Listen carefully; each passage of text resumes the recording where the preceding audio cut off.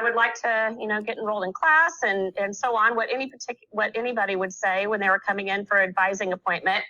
But then he said, and by the way, I have dysgraphia.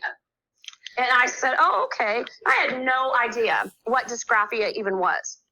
And so I had to kind of scramble, and I started looking for information about it, because I wanted to make sure that I offered him the best amount of help that I could, and I needed to know about him as a student. And so this kind of led to us working together and doing this project. And so I'm going to let him talk to you about dysgraphia, and then if you have questions, please feel free to ask, okay? All right, Jacob, and I'm going to let you wear this fancy necklace.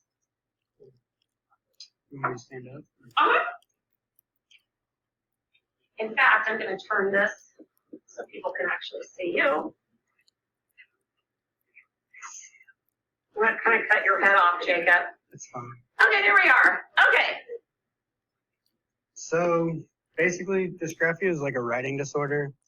I figured out something was wrong with me in like the third grade when you start writing sentences. Mine was super sloppy, couldn't really read it, and it was all over the place, kind of like a normal kid's was. Mine's still kind of like that to this day. Never really got any better. Third grade rolled around. That's when they caught it, because that's when you start forming like sentences and like paragraphs and such. I would be on my first sentence trying to like make it look pretty, and everybody else would be still done with their assignment or a lot further than I was. So fourth grade rolls around, they enroll me in a special ed class, just a English class to work on. They didn't know what I had, because not a lot of people do know about dysgraphia. Like she said, no one really raised their hand because it's not really that big of a deal, but it is to some people. There's 3 types of dysgraphia. There's dyslexic graphia, which I believe I have, and there's 2 others. It says in your pamphlet, I do not know what those 2 are. I think one's motor dysgraphia and the other one I think is spatial dysgraphia. Yeah. So there's 3 types. I'm pretty like 80% positive I have the dyslexia one. People in my family have dyslexia, so makes a little sense there, I guess. Anyway, 4th grade rolls around. They enroll me in a special ed class. No problem. Just went with it.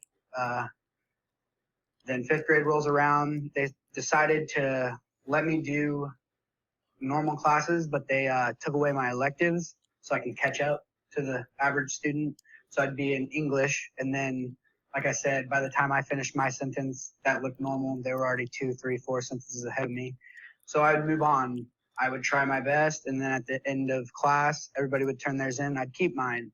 And then when everyone went to electives, I went to my special ed class, where I worked on English. I just worked on math because I sucked at math. No ability there, just bad at math. So I moved a lot as a kid, so different school districts treated it different ways. 5th grade rolled around. I was in a different school district. I moved back to Missouri. I'm from Missouri, moved to Shawnee, moved back to Missouri. So each time I moved, they just really assumed it was the other district's fault. They just thought I was behind on like standard testing, because they really didn't think I had anything. They just, again, thought I was a sloppy handwriting and just down on testing due to they didn't meet the other standards per district. So by the time I moved through my middle school days and everything, 7th grade rolls around. I went to a Catholic school in Kansas City, Missouri, and Catholic schools usually don't have a special ed program. So that's really where I kind of dropped in the standards of where an average student my age should be. So 8th grade rolls around. I moved back to Kansas. I'm from Overland Park, so right by Kansas City area. Moved back there, and they decided something's up.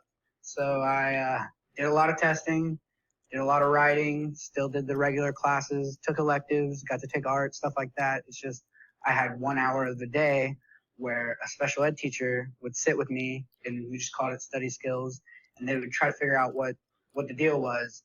Sophomore year, I get diagnosed with dysgraphia, and she didn't know much about it, and she's been working forever as a special ed teacher, And she goes, everything we're going to do, we're just going to try.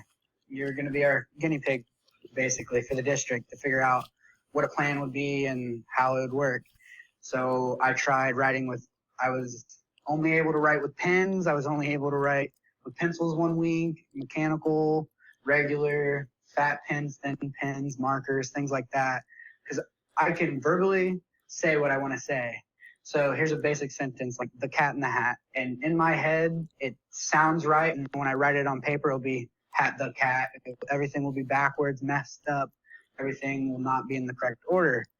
So, and at first they just thought it was a handwriting thing. So they tried all the pens and everything. And this is also why we think we have the dysgraphia portion of it, because my words get mixed up. And as high school progressed, you get harder and harder assignments, more pages and everything like that. So we just avoided basically handwriting and went to the computer, which worked and everything, but we were still finding those errors where when we revised the paper, we would still see those sentences. So we decided to move on from typing and went straight to voice to text, like Apple and everything. When you're in a crunch for a paper, you just speak it and everything like that. And I'm a procrastinator, I'll own it. But so the night of, I would say all my papers. And then the tricky thing is, even with saying, you don't get all your edits. You don't get your periods, you don't get your commas, you don't get things like that. So I'd have to edit it and everything. And as I edit it, I would see something and I thought it said something else and I'd fix it. It'd be wrong. So therefore, I have to edit my papers 3 to 4 times before I can submit it. So it's just at least B average or C average, because if I don't, it's not very pretty. So high school rolls around, I start getting on that system of just rechecking my papers over and over and over again, using speech to text. My grades improved a lot. Now I'm here in college trying to do the same thing. So basically, not much adjusting has happened since high school to college, other than like the town and everything. I'm from a big town. My high school is graduating class of like 686 to small town. Other than like socially adjusting, I still have to like take 2 or 3 hours, 2 hours to grade a paper and like revise a paper before I should submit it.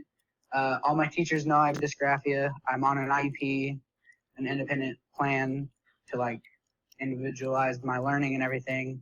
So all my teachers know the process I have to go through, and basically it just takes longer for me to grade and recheck my work. And other than that, I live a normal education experience, I guess, here in Hayes. Are there any questions or anything like that?